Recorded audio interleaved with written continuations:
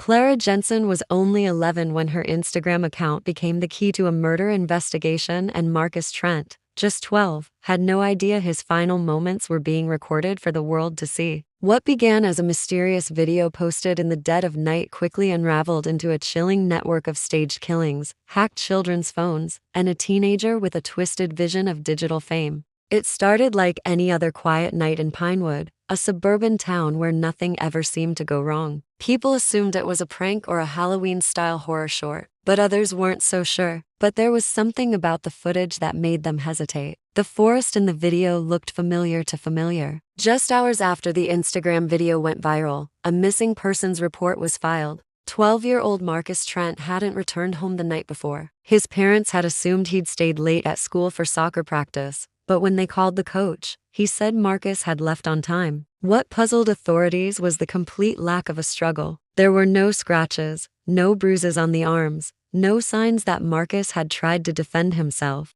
It was as if he hadn't seen it coming at all. School security footage confirmed it. At exactly 4:17 p.m., Marcus was seen exiting the school gates alone, his backpack slung over his shoulder and his phone in hand. It was Clara's missing device. Though the screen was shattered, the phone was still functioning. What caught investigators off guard was its position. It hadn't simply been dropped, it had been placed carefully, angled upward toward the scene, as if someone had intended to capture the entire act on camera. They traced the upload to a local Wi-Fi network, not from Clara's home or school, but from a small computer and phone repair shop located 2 blocks from the edge of the woods. The shop's owner, a quiet man in his late 50s, claimed no knowledge of the upload. He said he left his network open for customer convenience and often had kids and teens hanging around outside using the signal. He hadn't seen anything unusual, but he did agree to hand over security footage from the night the video was posted. And somehow, that video had found its way online.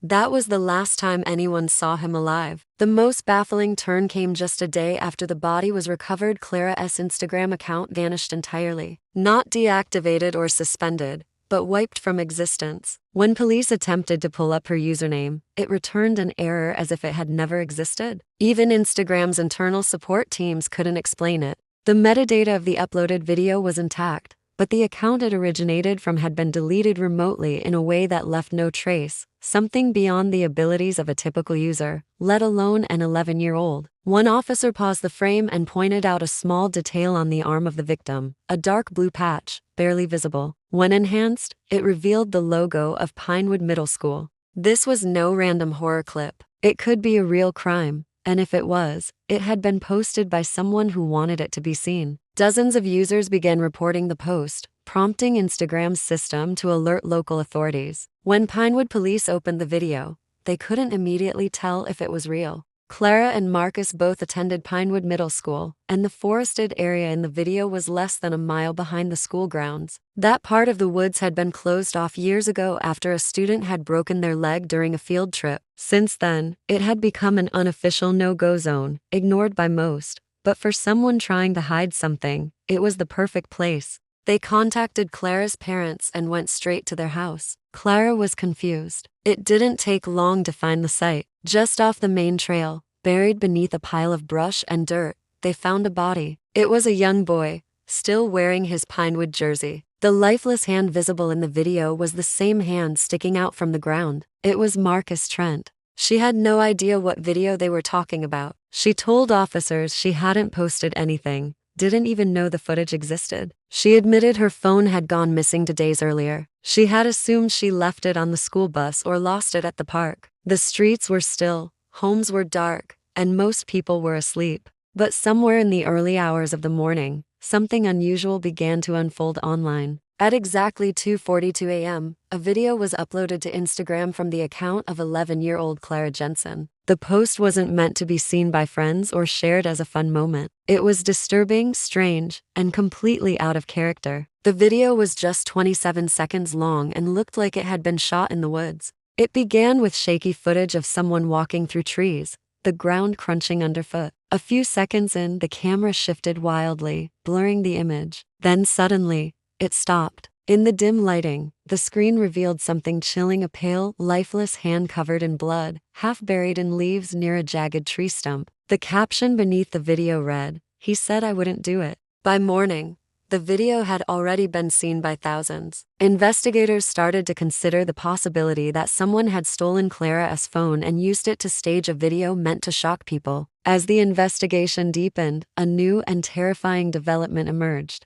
When detectives connected Marcus's disappearance to the video from Clara's account, the mood shifted from cautious curiosity to full-scale emergency. A team of officers was dispatched to the trail with search dogs, drones, and forensics experts. The medical examiner later confirmed the cause of death was blunt force trauma to the head. The injury was clean, deliberate, and fatal. Next to the body, propped against a tree, was a cracked phone. In the aftermath of Marcus Trent's discovery, detectives began piecing together the trail of digital evidence. The tech unit dug into the video file itself, trying to extract any remaining information.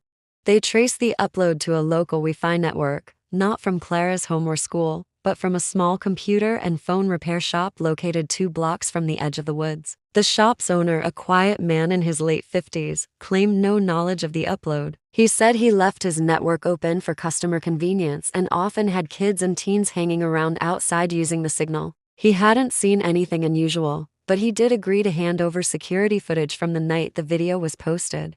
The footage wasn't high quality, but it captured a lone figure walking past the shop around 2:30 a.m. the same time the video was uploaded. The person wore a hooded sweatshirt, with the hood pulled tight over their head. They carried something in one hand that looked like a hammer, and in the other, what appeared to be a phone. They never looked at the camera. The figure paused for just a second outside the shop before disappearing from view. Though the device had been deliberately damaged, digital forensics managed to pull fragments of data from the internal memory. Buried beneath layers of corrupted files was a hidden app disguised as a calculator. When opened, it required a 6-digit PIN. It was a network used to send and receive video content, likely from other hijacked phones. Whoever ran it had created a closed system, one that used children's devices as hosts and accounts as cover. Each upload was planned, each victim selected. Clara's phone had simply been the next tool in a long line of silent digital crimes. After bypassing the code, the investigators discovered something far more disturbing than anyone expected: an encrypted messaging platform with no official name, icon, or traceable creator. His family had moved suddenly, citing bullying,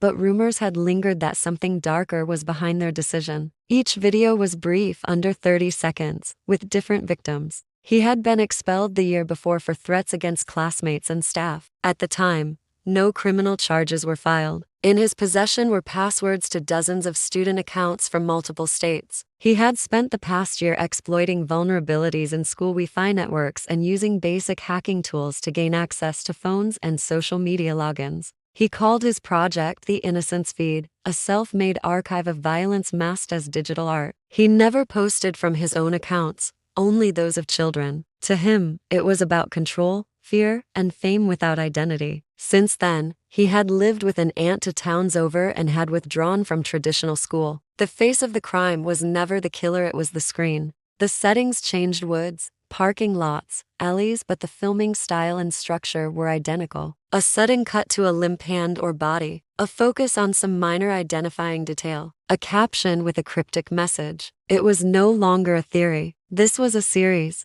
He had been close friends with Marcus, and his name had appeared once in the corrupted files pulled from Clara's phone, though it had seemed irrelevant at the time. None of them remained on the platform. No public record, no reuploads, nothing searchable. Each was attached to a different child's account. Investigators traced one to an elementary school student in Idaho, another to a private middle school in Oregon. Neither child knew their phone had been accessed. None of the victims from those clips had ever been identified. When investigators enhanced the footage, they noticed a hand-drawn symbol painted on the back of the hoodie, 3 crude shapes forming a triangle. Federal agents were brought in. The theory emerging was terrifying: someone, or a group, was staging murders. A final sweep of the wooded area behind the school was ordered, not just to search for missed evidence, but to look for any signs that the killer had left behind, a base or a pattern. This time, officers brought along electronic detection dogs trained to find hidden devices.